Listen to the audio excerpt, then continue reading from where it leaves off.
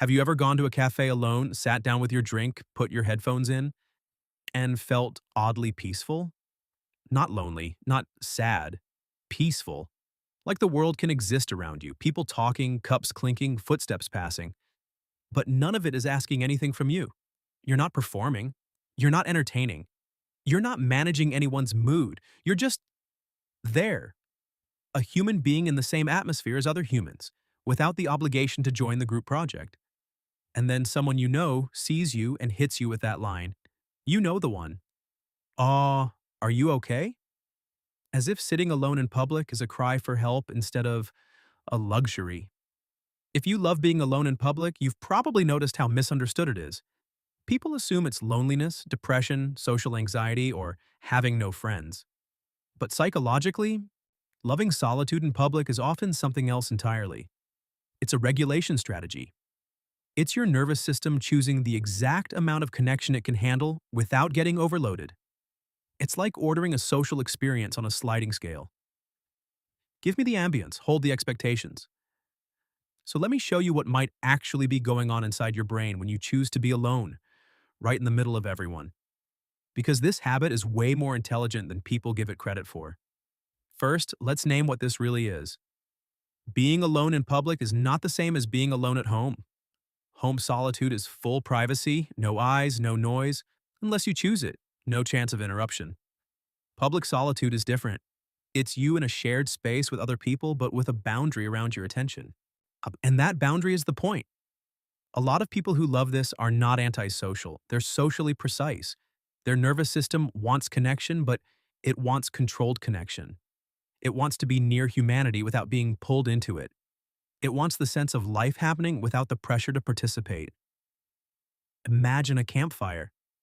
Some people want to sit inside the circle telling stories. Others want to sit just outside the circle, listening, still warm, still included, just not on stage. That's the alone in public vibe. Now, one of the biggest reasons this feels good is stimulation control. Psychologists often talk about introversion and extroversion, partly through stimulation thresholds.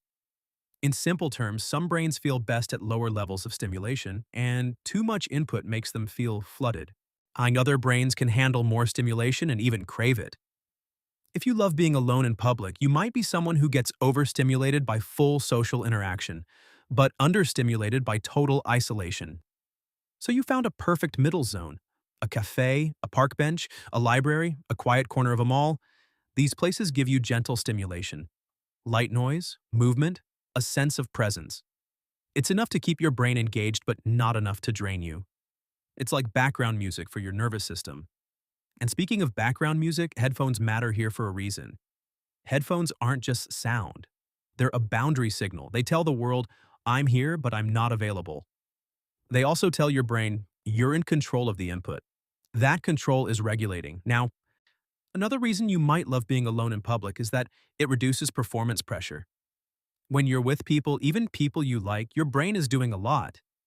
Tracking facial expressions, reading tone, choosing words, timing responses, monitoring how you're coming across. It's not always anxiety.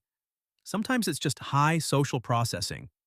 Some people's brains are like high-resolution cameras. They pick up everything. Micro expressions, mood shifts, power dynamics, subtle tension. And if that's your wiring, being with people is not just hanging out. It's processing. Being alone in public lets you turn that processing down while still feeling connected to life. You're not in the conversation, so you're not responsible for the conversation. And responsibility is what drains many sensitive people, not people themselves. And there's also a huge emotional layer hiding under this: safety. For some people, being alone at home can actually make their thoughts louder. Silence creates echo. Your brain starts replaying old conversations in 4K. You start thinking about everything you haven't done, everything you should fix, everything you said wrong in 2019, and suddenly your bed feels like a courtroom. Public spaces can quiet that, not because they distract you in a cheap way, but because they give your mind just enough external anchor. The sound of life happening, the rhythm of people moving. It reminds your nervous system, we're not stuck. We're in the world. It's like your thoughts don't get to take over the whole room because the room isn't yours alone. And that's why some people who are anxious or overthinkers actually feel calmer sitting alone in a cafe than sitting alone at home. Home can turn into a mental loop. Public solitude breaks the loop gently. And here's a surprising one. Some people love being alone in public because it gives them the feeling of belonging without the risk of rejection. If you join a group, there's always the chance you'll feel excluded, misunderstood, talked over, judged, or just not fully seen. Even tiny social moments can sting if you're sensitive to them. But if you're alone in public, you can't be rejected. You're not asking for entry. You're not offering your personality for feedback. You're not waiting for someone to laugh at your joke. You're simply existing. And existence without evaluation is a rare kind of peace. In psychology, there's something called the spotlight effect, where we tend to overestimate how much others notice and judge us. If you've ever felt like being perceived as exhausting, you might love alone in public time because it lets you practice being around people without feeling like you're under a microscope. You can be seen in a low-stakes way, not the talk to me way, more like the background character in a safe scene way. And that can slowly teach your nervous system. Being around humans doesn't always mean danger. Now let's talk about the people watching element because yes, it's real. And no, it doesn't make you creepy. Humans are naturally curious about other humans.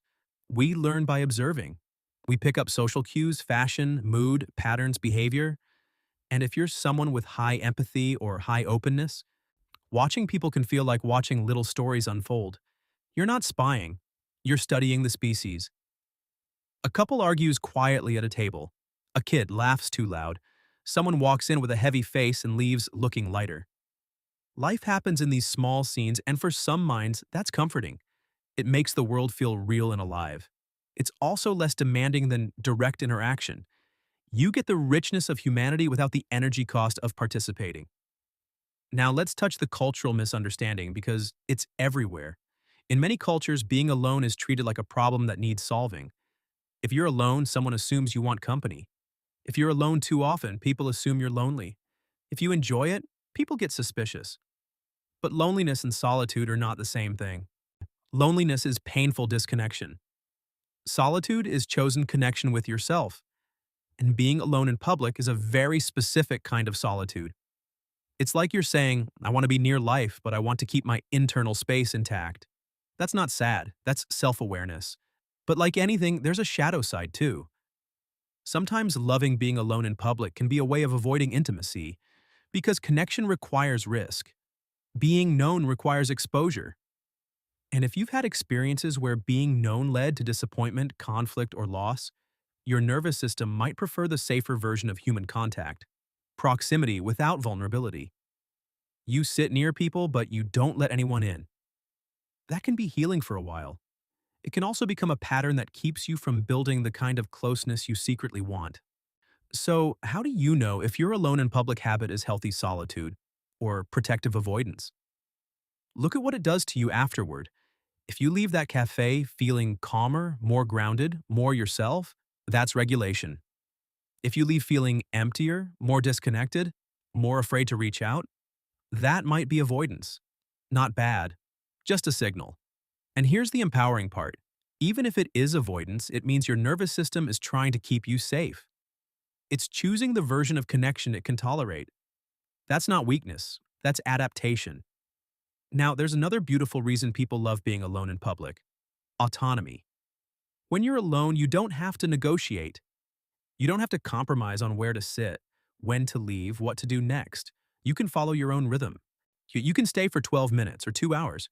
You can read, write, scroll, think, stare into space like a philosopher, and nobody can interrupt your flow. For people who carry a lot of responsibility, work, family, social obligations, this autonomy can feel like oxygen.